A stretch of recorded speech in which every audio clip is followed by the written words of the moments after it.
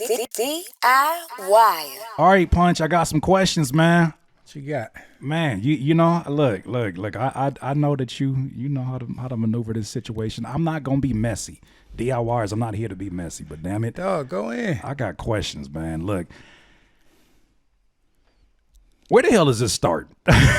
Is it the controversy that this whole Kendrick versus Drake situation? Do you know where that starts, or can you even speak on where that may start? I can give you my perspective. Okay. And yeah, to my perspective, that's where it started. Yeah. Dot did the whole thing and it's a competition thing. Right. Not a I hate you thing. Right. You know what I mean? We rapping. I'm trying to be better than everybody. You should be too. Right. So a lot of people took it personal.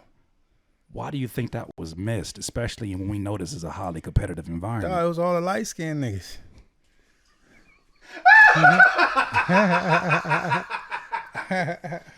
That's why I want to be traded from this team. I told y'all, trade me. My mama named me D''WAN. Bro, no, I'm joking, but I'm kind of serious at the same time. No, you're not. You're not joking. I'm with you. I agree. Pusha T was mentioned, right? Right. Pusha T tweeted Dot and said, I hear you loud and clear, Kendrick Lamar. What's the confusion? Meek Mill seen Dot in the club. Yeah. Walked up and shook his hand. Said, I got to get you back. You know what I mean? Mm-hmm. When my guy Cole seen Dot, they end up escalating to the fight with him and Puff. Oh, no. You know what I'm saying? Then with Drake, he doing interviews like he really upset about it. He was very upset. That Elliot Wilson one was telling. Right. And like that kind of threw everybody for a loop. It's like, huh? What we doing? Especially when once again I keep pointing back to the roots of things and that you were in a room, like even Ali talked about it. He's like, he knows how much of a blessing it was to be in an environment where it was highly competitive with not just 4 artists. Yeah. Anybody who could at any given point in time could be somebody's main artist. Yep. And it's going to be competitive, especially when you got that going. Thing though, like what we didn't take into consideration is everybody didn't come up that way. So it was second nature for us. Right. You know what I'm saying? But everybody didn't have that same thing. How much of that do you attest to in terms of the reaction also? Maybe some inner biases that exist for West Coast, or do you at all? What you mean? I'm noticing there's a certain nature, even for somebody that's not a street dude. I'm not a street dude, but there's a certain level of directness that I feel like living out here has given me. And I don't recognize how direct it is until I'm talking to some of my East Coast counterparts, and they're like, well, why you say it like that? And I'm like, what did I say? I always say that L.A. in particular is gangbang culture first. Right. Hip-hop culture after that. Mm-hmm. You know what I mean? It's different for other spaces. Right. So our approach is always semi-aggressive. Right. Even if you're not a street dude. You know what I'm saying? Like what you just saying. Right. Like, kind of trying to see what's happening. Like, what we doing? Yeah. And that's just the West Coast mentality. And a lot of people just don't like that. That might make people uncomfortable or whatever it might be. Yeah. But, just a difference in culture for some. So on record, what you're saying is West Coast light skins are different, is what you just said. Oh, absolutely. I'll take that. Absolutely. A win is a win. A win is a win. Deshaun, I'm playing. I get emotional, but look, I'm trying to walk. Still aggressive. See, he's not gonna let us have no win. Today we not look. We didn't got set back years. Man, but I think about that control, and when I heard it, I was like, damn it, this always needs to be an element of hip hop culture. Anything involved, I don't care if it's mainstream rap, whatever. However you want to separate it, there should always be an element of that. Beyond the high yellowness, what do you think it is that people miss? What do you think it is people miss in terms of, people are like these are the same artists that are competitive about record sales. Yeah. And that's the first thing you see some of them use when they do end up being at odds with somebody else. Why was that missed when it was such a wide net? Because he wasn't just talking about one rapper. It was the whole gang. Even the people on the damn record with him. Yeah, right. Exactly. I don't know, man. It's just, I can't explain where that comes from other people. Right. Or why they feel the way they felt. To me, I know it was friendly competition. Right. It's like we on the court, we playing basketball. I'm trying to win the game. That part. I mean, we can go get something to eat after, whatever it is, but while we playing, I'm elbowing you, you know what I mean? I'm shoulders is going crazy. Right. It's like a pickup game. Yeah, well, it's still love. Yeah. Like, I don't hate you, my nigga. It's cool. We good money. But again, everybody wasn't raised that way. It's unfortunate. It's unfortunate. Over the years, we as a listener saw what seemed to be subliminals thrown on both sides. Yeah. Because we don't really get a lot of interviews from Dot, or we don't really get, or the other folks who are involved in it are not as direct. Yeah. We never really know until we knew. Yeah. As it is approaching to that time, I'm curious, what was the energy like internally when the Kendrick versus Drake battle first kicked off? And let's talk about specifically what that verse. It had been bubbling for a while. Right. You know what I mean? We was pretty closed mouth about it. Didn't say much. You'll hear little subliminals. But I got to the point now where I'm like, I'm going to speak on it if somebody asks me. Right. Because now it's about legacy. You know what I'm saying? Like, usually we just let things go how they go. Right. We know what the truth is or whatever, but now it's like, okay, I speak on certain things. So I think I was just getting ready to go out of town on tour with SZA when Dot had came by the studio. So I didn't see him. I missed him. Mm-hmm. And he played the record for Top. You know what I mean? And I talked to Top. He told me a little bit about the record. Then I hit Dot. Mm-hmm. I'm like, it's going down? He said, yeah, let's see what's up. Hey, what was his demeanor? Laughing. See, that just makes it even more crazy. Yeah. What you mean laugh? Just this is... People think that it's so serious and this whole thing. Like, right. That stuff is funny. This nigga's from Compton, California, bro. That part. You know what I'm saying? Like, where you grew up at, it's serious over there. Right. You know what I'm saying? You getting shot at. You getting home invasions. You getting gang wars. Nigga, we talking about music, bro. Mm-hmm. So it's like, it's funny. Right. You know what I mean? So I hear the record, I'm like, yeah, it's up. It's go time now, baby. But it's still for fun in the spirit of competition. Right. All right, here you go, nigga. Ain't no big three. Mm-hmm. It's this. What was your impression when you heard first person shooter? Did you hear it at that point? Or was it even on your radar? I know you got a lot of responsibilities as working with SZA, but was that something that came on your radar at first too? Honestly, not in that way. Right. I heard it. But I mean, the nigga Drake do so many subliminal shots, it's like, I can't keep up. Like, for real. These are facts. And they dope too. Don't get me wrong. Like, the boy can rap for sure. Mm-hmm. But it's like, I can't keep up and try to keep dissecting everything that's being said. Right. But Dot felt the way. Oh yeah, he sure did. And you know what I loved about, because it's funny. Here we are. You know, today's the 18th of April. Mm-hmm. Look at God. That's how I know God got a sense of humor. What? It's the anniversary or something? Tomorrow is the day that the first song, or the first response, I guess you could say it, from Drake, Push Ups, dropped. Oh, for real? April 19th. That's crazy. God got an amazing sense of humor. And I'm sitting here in front of Punch right now one time. Come on. So that dropped. And yeah. I got my own theories about things. I'll reserve them because I already got videos. But when I saw the first song, the same question I had about when I was watching this battle with Rum Nitty and Daylight, and he brought your name up, and I said, there's certain things we just don't do. It's certain things I came up. Like I said, I'm not a street dude, but there's certain things that I just say, yeah.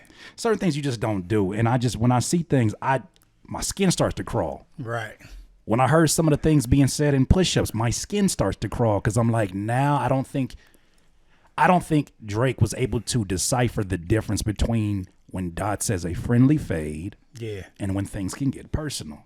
Right, for sure. Now that we know things are kicking off, Mm-hmm. what's kind of your response in seeing push-ups? My first response was, it's not enough. Mm-hmm. It's not enough. It was cool. It was cute. I see where you're going. Right. But those angles not going to be enough. Hey, as simple as that. Plus, what you call it was number one on the charts. What was that? I like that. Like the show. It was going crazy. Yeah. And see, that to me, what's funny is that no matter what his current circumstances are, I still see so much DNA in a moment like that, Yeah. for a record like that, for the artist that it's with. That's a highly competitive hip hop verse Yeah. on a club record. Right. And I'm watching, like, Punch, y'all did something, and we're going to have to get to this because it is literally transforming channels like my own who've been wanting to talk about this stuff for a long time, the culture. But the culture did get into a certain place where, you know, the algorithms that be, I can't even say powers that be, the algorithms that be quieted a lot of it.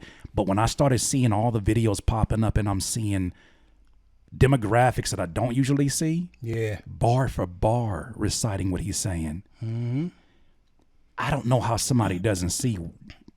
I got to tread carefully with this. That's a verse we're talking about. Yeah. What's like none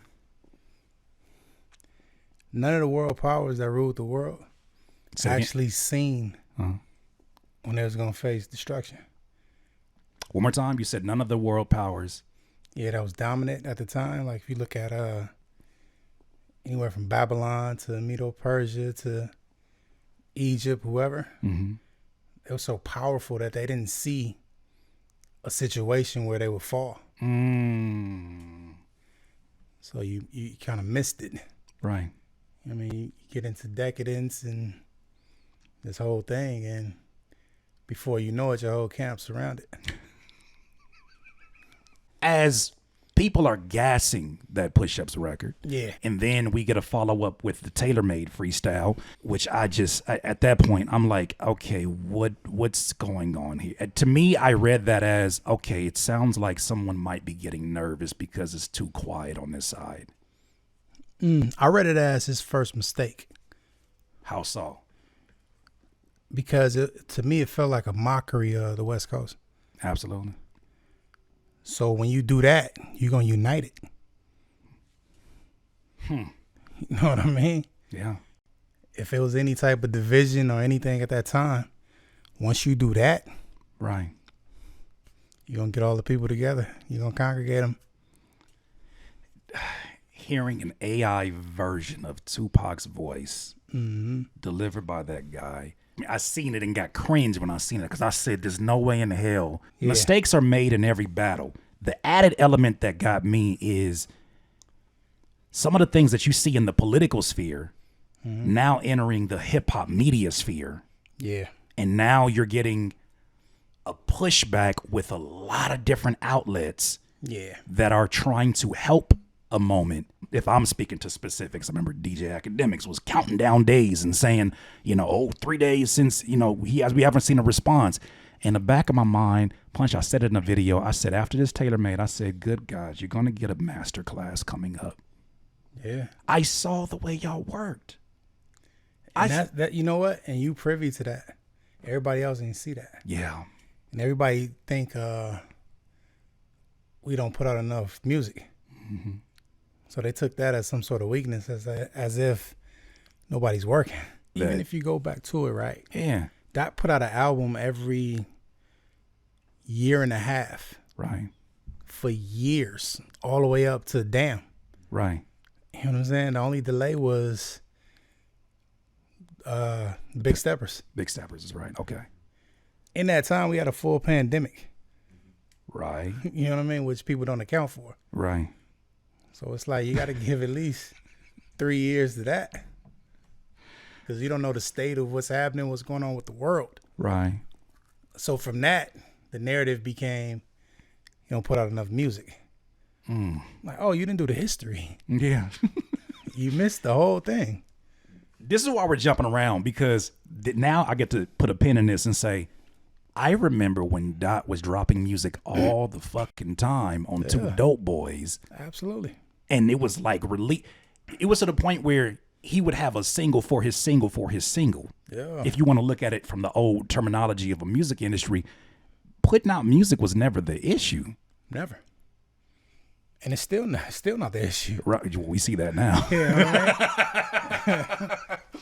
hit the bomb on that one, Deshaun. I think we've seen Somebody's gonna have to tell the truth, and I'm gonna tell it. those of us who are big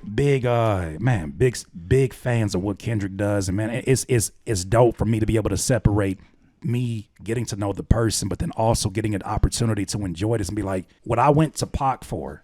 Yeah. I'm getting what I was hoping to get from 3 Stacks at some point. Mm-hmm. He found a way to do it in his own way and make it his own story. And from day one, he told you what the mission was. Yeah. And never strayed. Never straight. Stuck to being honest. Stuck to being honest. And then, Lord, oh Lord, that waiting period is so diabolical, Punch, because when things started to like, oh, he ain't coming back outside, we're done here, it got quiet. Yeah. And then Euphoria drops. Mm-hmm.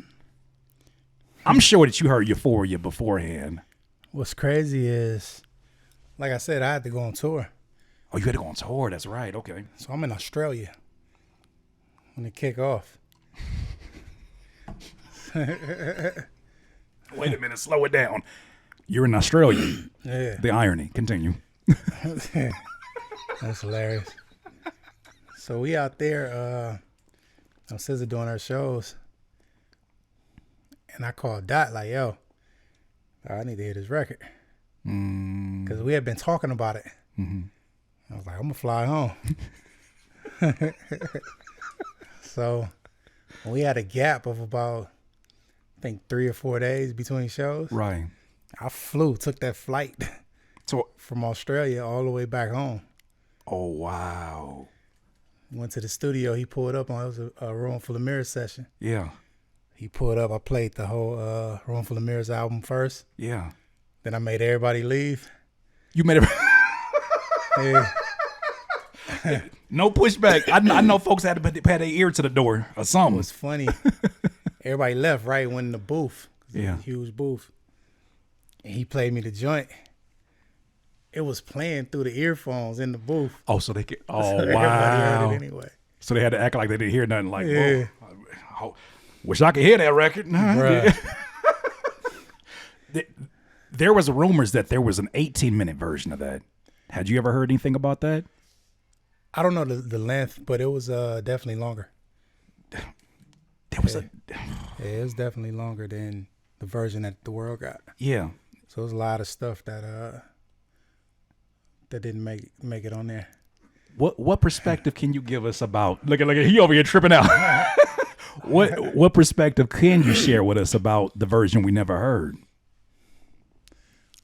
It was just some things in there that I didn't think would have been beneficial in the long run to put in there. So I gave him my input on that or whatever. So he took some of those things out. Now, Kendrick infamously said, I got 1, 2, 3, 4, 5 plus 5 in stock. I know I'm moving out, but I want to ask this specific question because I still want to walk down the timeline. Have you had a chance to hear the mother 5 in stock? Nah.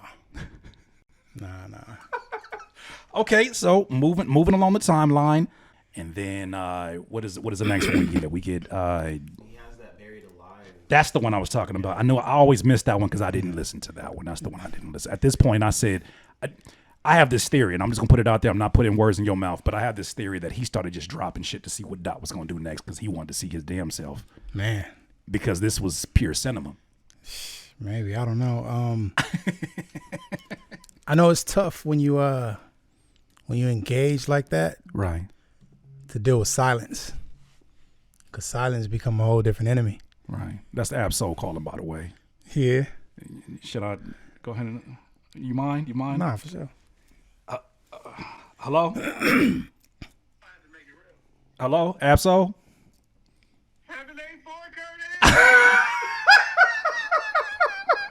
I'm assuming you tapped in right now, Solo. How you doing, sir?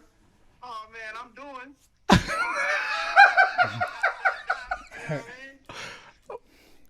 How are you, brother? Hey, man, I'm just sitting here talking to Punch, man. We just having a good old conversation about, Punch? huh? Who's Punch? He's right here. Who is that? Oh, Punch TDE. You're familiar with him. Oh, you talking about Zordon? Zordon. Oh, rough up. You good? You Zordon? What up, brother? How you feeling, man? Oh man, just sitting up here chopping it up with Curtis. You got the linen. You got the linen on. What you? Nah, you know me, regular old white tee. Oh, you got socks on today? You got the socks on? You know what I'm saying? You know it. Okay, for sure. All right, say that then. You in town? Where you at? Yeah, man. Pull up, Man, what's happening? pull up on me. All right, man, I'll tap in, man. Hey, man, hey. take advantage. Hey, Curtis, man. Yeah. You getting real close to heaven, man. Look, it feels like it. It feels like it. At some point, sir, it would be amazing to have a sit down with you over here as well, when time is allows. Hey, you gotta talk to the president. I'm sitting. You know what? I will bring that up. I appreciate you calling in, sir. There you go. Come on, My brother. come on. So long. Man. All right, brother. I'll talk to you soon. Church. I'm sorry. You were in the middle of a point though. You were landing something. No, I was just saying how the silence. I think the silence was tough to deal with. Yeah. You know what I mean? Not knowing what's going on. What does that do to someone who is unprepared? You think? I think it drives paranoia because you don't know what's what. Right. You know what I mean? Your mind start doing all sort of things. Yeah. Not saying him in particular, Just, but just in general. Yeah. I'm only asking in general because there's stuff out here. So 616 in LA, I had never seen us in Punch. You know, I've seen how nasty battles can get in this arena. One thing I have never seen in the midst of a battle is an artist telling his competitor, hold on just a second, I need to say a prayer. At least that's how I interpret 616 in LA. Crazy. 616 in the morning, a song drops. Right. And I just so happened to be getting ready to get my son, take him to school. And I said, hold on, son. The most infamous words Kendrick just dropped that we would keep repeating over the next not even the next few weeks. This man wrapped this whole situation up in 5 business days. Crazy, right? That is incredible. But 616 LA drops, and I think this for me, and I would love to get your perspective, especially at, just on some hip hop shit too. Like 616 in LA is a moment where we see the vitriol sometimes that happens in these battles, and we see where it's like, who can go lower? You go low, I go to hell, type of thing. Yeah. This was so unique because I feel like it was so on par with the man that we have gotten to know through his art form, in that, look, God, you know that I'm a work in progress. I just gave you Mr. Morale. How did you read 616 in LA, and what made it unique to you? So again, everything is wrapped up around this Australia trip. Right. After I heard Euphoria, I flew back. I gotta be here for this. You're right. I flew back on tour. Euphoria dropped. I don't know. I think it was the next day maybe, or I don't know how long it was after that, but I heard 616 when I was getting off the plane coming from Australia. Wow. Yeah, so to me, I just took it as he was telling to think about this whole thing before we go too far. Mm-hmm. That's what I took it as.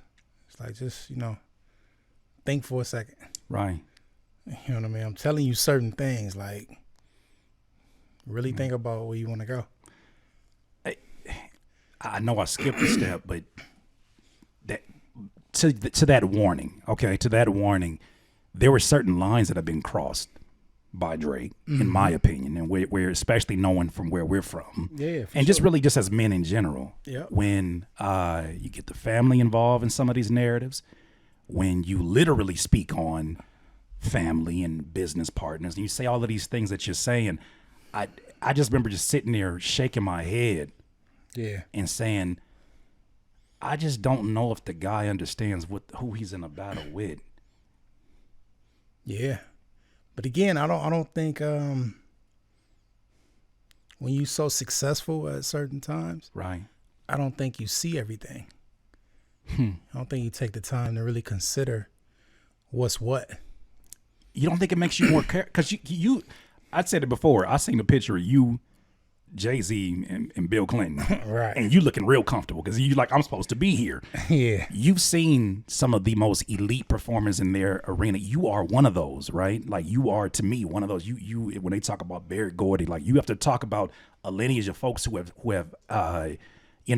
been able to build and create and help artists along the way. Like what you've done is something that generations will talk about. But you've seen different perspectives, and I would assume, being that my money's not like that, that you become more safe, or you become more strategic about these moments because of how easy it is to be lost in your own. Yeah, but again, that comes with your background and your character and who you are. Like, I can't speak for him personally. Sure. I can speak for me, and certain things I would look for is based on how I grew up and how I was raised. So I'm always being tuned to certain things. Right. You know what I mean? I can't say that for everybody because everybody got a different experience. You know what I mean? But what I do know is you can be blinded by so much success at times. Right. It's even times when I've been in that situation and have to will it back in. Like, hold up. Yeah. I don't even get caught up in this whole thing. That's a great point. And it leads us into probably a moment that some will say for his side was a moment where he, I guess, finally decided to take it serious in some people's eyes with Family Matters. And one that felt a little bit more direct, and one that felt like he was, attempting to, I guess, get into more of his lyricism bag to a certain degree. Yeah. The thing that struck me about that song, because shout out to my dog Stevie Crooks. He always says, like, the problem with the audience is that they get too quickly hypnotized by the beat. Yeah. And they don't really necessarily pay attention to the things that a lot of us are paying attention to, and they don't see what the substance is. I listened to that and I was like, all right, here we are now 4 songs in, and we talking about Buried Alive, and he still hasn't done the Drake thing. Yeah. There's no singing hooks. There's not even a back-to-back or a charged up situation. There's no club records. I know you can't speak for what his strategy was, but how do you interpret seeing that approach? Excuse me, I had the same thought with Family Matters that I did with push-ups. And it was it's not enough. It's not enough. What makes it not enough in your eyes? I think another mistake that they made was giving the idea that they was finna push this red button. So I think when you did that, you built the anticipation a bit too high. Right. You know what I mean? So now people have expectation. Right. Like, I'm finna hear some stuff now. He finna push the red button. It's over now. Right. And when that happened, then what you call it, drop right after. Well, okay, to that point of the red button. Yeah. Y'all stay pretty even keel no matter what's going on. Y'all don't let the elements around you change what your strategy is. In that situation, when you hear that, do you think there's a part in Dot that says, all right, it's time to lock in? Or is there like we're doing this, let me over prepare for what that may be? Or is it just, I already know what I am and I'm confident what's about to happen? The latter part, you already know what it is. Yeah. Like, people were saying that Dot wasn't battle track tested. Where did that narrative even, and it came from people who don't battle rap. They just didn't know. Yeah. You know what I mean? And speaking on things that they didn't know about. Right. When I saying that, I'm listening like, hey, all right. I hear you. Right. But it's like Dot was fully prepared. You know what I mean? With no songs written, he was fully prepared. Right. Right. You know what I'm saying? So, no, man. But it's like, you got the anticipation of this red button, that thing drop. Mm-hmm. It's like, okay. Oh, you got dirty. You went far. All right. Yeah. Let's go further. And further he went, because damn it, after that song, they couldn't even have enough time. There wasn't enough time for them to put a piece in the oven. Yeah, for sure. Wasn't enough time to even put a piece in the oven. You couldn't even watch your favorite sitcom because damn near less than 30 minutes later, Meet the Grams happens. Oh, yeah. Here's where I, as a listener, say, this is what makes somebody like a Die so dangerous, is that you I still don't feel like throughout those songs, and maybe you read it differently, I didn't hear an angry Kendrick in that. I heard one that was like, I'm warning you. I'm telling you. Okay, let's have a discussion beyond this show. Let's talk about the person behind this performance. Because now you involving my manager. Now you involving family. Now you doing all of this stuff. Okay, well, let's really talk about you. And Meet the Grams was something where it was like, it's an Alchemist beat. Again, you mentioned the anger, right? Yeah. This goes back to an earlier point. That uncles get killed. You had friends get killed. Right. You know what I'm saying? You got jumped. We're talking about records, bro. Yeah. So there's no anger there. Right. You know what I'm saying? Battle tested, that's battle tested. It's battle tested. Yeah. You know what I'm saying? It plays a part in your whole mentality. Mm-hmm. And that goes into what you do from here on out. Right. So you talking about clashing words. Playing devil's advocate for those who say, well, this the elevated stage that this is being done on does put your legacy out there looking a certain way if it doesn't go. Because we've seen this flip for other people. Like, I hate to use examples, but the way that it turned for Ja Rule. Yeah. The way that this could very much be a make or break moment. At least, that does create a new element of emotion, I imagine. No, not at all. Unfazed. Okay. I mean, you got to think about it. Like, before that whole battle situation, Dot highest moment commercially was Damn. Like, Humble was a diamond single. Right. I think it's almost double diamond. So he experienced all the success you can experience in hip hop. Right. At that level, at that point. Right. So this battle was just extra. You know what I mean? It's almost like, how they say NBA players, you can't be one of the greats unless you get in the slam dunk contest. Right. That sort of thing. Kendrick circles a block and comes back with Not Like Us. A day after. Like I said, this whole thing happened in 5 business days. I don't think people will recognize how quickly of a wrap up this was until we do the 1 year anniversary this next coming week. Not Like Us. Yeah. First of all, why do you think people didn't think he was capable of being the one to get a record off like that? Because I heard that narrative a lot where they were like, man, just wait till Drake drops the hit record, and when that happens, it's a wrap for you guys. I'm like, you act like this dude ain't the songwriter that you just described in the beginning of this conversation. Yeah. You know what? Well, somebody made the point. I think it was maybe Ebro or somebody when he said that Drake fans aren't necessarily hip hop fans, and that plays a huge part in it.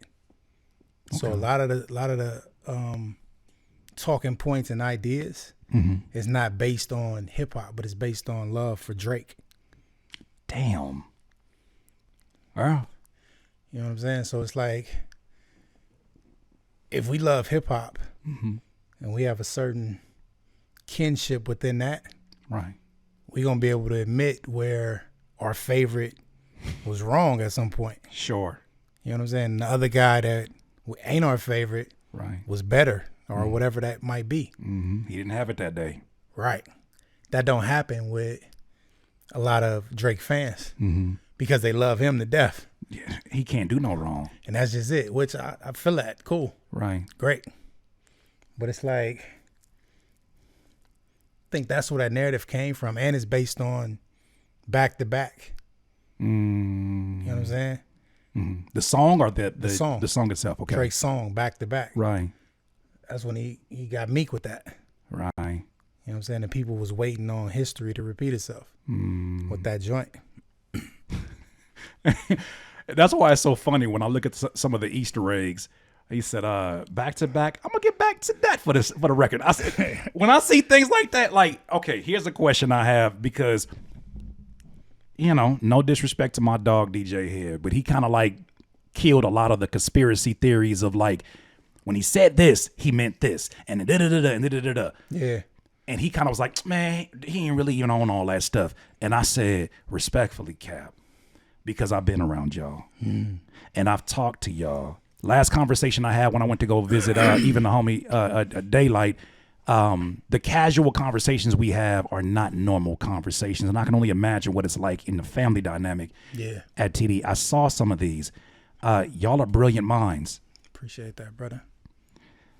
I don't look at anything of this as accidental. So when I see some of these things, yes, sometimes when it's your time, certain things will connect. Yeah. But how much of that do you think was calculated on the part of Kendrick? Super calculated. Right. Yeah, we calculate a lot of things. I mean, I'm not going to sit here and cap and say that everything was, Sure. You know what I mean? Because some people just reach and they figure, I'm looking stuff. I'm like, come on now. Right. But the majority of the things are calculated or taken into consideration. Right. You know what I'm saying? DIY. DIYers, if you enjoyed this content, make sure that you hit the like button and maybe even consider subscribing. Come on, man. Stop being greedy. Peace.